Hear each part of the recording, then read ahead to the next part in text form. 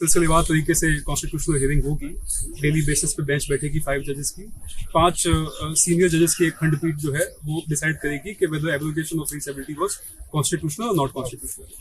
तो उसी सिलसिले में ये आईए एक बहुत ही महत्वपूर्ण आईए है। ये याचिका का महत्व ये है क्योंकि इसके अंदर जो मोस्टली जो प्लीडर्स हैं, जो इंटरव्यूनर जिन्होंने फाइल किया है या जो मेन रिट पिटिशन जिन्होंने फाइल की है, वो सारी जम्मू कश्मीर जो मेजॉरिटी पार्टीज हैं उनकी तरफ से हैं।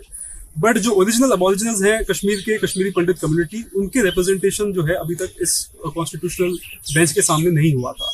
तो इस मामले में ये बहुत ही ऐतिहासिक याचिका है, ऐतिहासिक आईए है, जिसको सबसे पहले यूथ फॉर पनून कश्मीर ने फाइल किया और साथ साथ में डॉक्टर वीरेंद्र कौर हैं, उन्होंने भी उसको याचिका को दायर किया है। यूथ फॉर पनून कश्मीर के जो रिप्रेजेंटेटिव हैं वो हमारे साथ अभी यहाँ पे। देखिए, आपको बताना चाहते हैं कश्मीरी हिंदुओं का जो पलायन हुआ नरसंहार के बाद 1990 में, तो सबसे पहले जो पलायन में एक पॉलिटिकल स्टेटमेंट था, एक पॉलिटिकल रेजोल्यूशन था, उसको मार्गदर्शन बोलते हैं।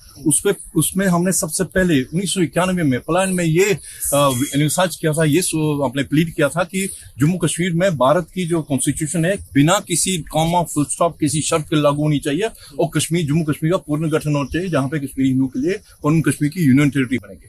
आज जब 5 अगस्त 2019 को देखते हैं, हमें लगता है कि बरसों के बाद दिल्ली के अंदर हमें एक सनातनी सोच की व्यवस्था दिखी है और उन्होंने, नरेंद्र मोदी ने एक ऐसा कदम उठाया, ऐतिहासिक कदम उठाया कि जो 370 की वजह से कश्मीर के अंदर अलगाववाद खाली नहीं, अलगाववाद नहीं था। आपको बताना चाहता हूं, जो कश्मीर के हिंदुओं को जो नरसंहार वो इसको अच्छी तरह से समझते हैं। वहां पे कश्मीर के अंदर भारत की सेक्युलर कॉन्स्टिट्यूशन के नाक तले जिन्ना की 2 नेशन थ्योरी फल फूल रही थी। एक छोटा मोटा पाकिस्तान फल फूल रहा था, जिसकी वजह से कश्मीर जहाद आया, जो आतंकवाद से ग्रस्त है और विस्तारवादी है, और जिसका सबसे बड़ा शिकार कश्मीरी हिंदू है, जो वहां के मूल निवासी है। तो हमने ये प्लीड किया है कि हम समर्थन में है कि ये जो ऐतिहासिक कदम हुआ, ये देखिए, मैं सुप्रीम कोर्ट, आदरणीय सुप्रीम कोर्ट से ये भी कहना चाहता हूं कि ये कोर्ट हमारा है, भारत का कोर्ट है। और यहाँ पे इस जो 5 अगस्त 2019 को हुआ, क्या हुआ सर, कि हमने 370 को हटा दिया, जिसकी वजह से जम्मू कश्मीर का पूर्णतः जियो पॉलिटिकल कॉन्स्टिट्यूशनल इंटीग्रेशन हो हिंदुस्तान के साथ। ये कोर्ट हिंदुस्तान का कोर्ट इसके ऊपर क्या विचार करेगा कि ये ठीक हुआ कि नहीं हुआ? हम यहाँ पे सेपरेशन की बात नहीं कर रहे हैं, हम यहाँ पे जम्मू कश्मीर को, जो दिल्ली और श्रीनगर और जम्मू और लद्दाख के बीच में एक खाई बनी हुई थी 370 की वजह से, जिसकी वजह से कश्मीर के अंदर रोज स्लोगन लगते थे कि पाकिस्तान से रिश्ता क्या, लाई लाई लला, उनकी दूरी दिल्ली से दूर करना चाहते थे, जो रावलपिंडी के साथ नजदीकी हो रही थी।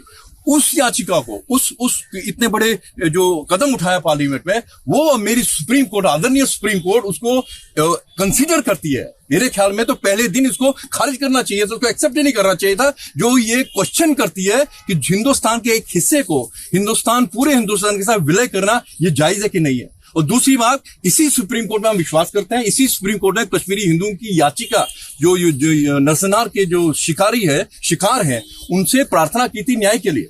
तो इसी सुप्रीम कोर्ट ने हमारी याचिका खारिज कर दी, फेंक दी थी बात, 32 साल कहां थे, और यही सुप्रीम कोर्ट ऐसी याचिका को ले रहे हैं जो देश को जोड़ रही है। जिन्होंने ये याचिका दायर की है, जो जानते हैं हम लोग कौन है, जो कश्मीर के इस्लामवादी so called mainstream parties है, टुकड़े गैंग के हैं, जिनको ये पसंद नहीं कि जम्मू कश्मीर का पूर्णतः विलय हो गया हिंदुस्तान के साथ, वो इसके अगेंस्ट है। और हम लोग दायित्व समझते हैं, क्योंकि मैं समझता हूं कि कश्मीरी हिंदू जो है वो भारतीयता को प्रतीक करते हैं। जब हम कश्मीर के बारे में बोलते हैं तो हम कश्मीर के बारे में खाली नहीं बोलते, हिंदुस्तान के संदर्भ में बोलते हैं। और अगर आपने कश्मीर जहाज को नहीं रोका, और 370 को हटाना एक बहुत बड़ी कामयाबी थी कश्मीर जहाज को रोकने के लिए, नहीं तो हिंदुस्तान के कोने कोने में दर्जनों कश्मीर बन के आएगा।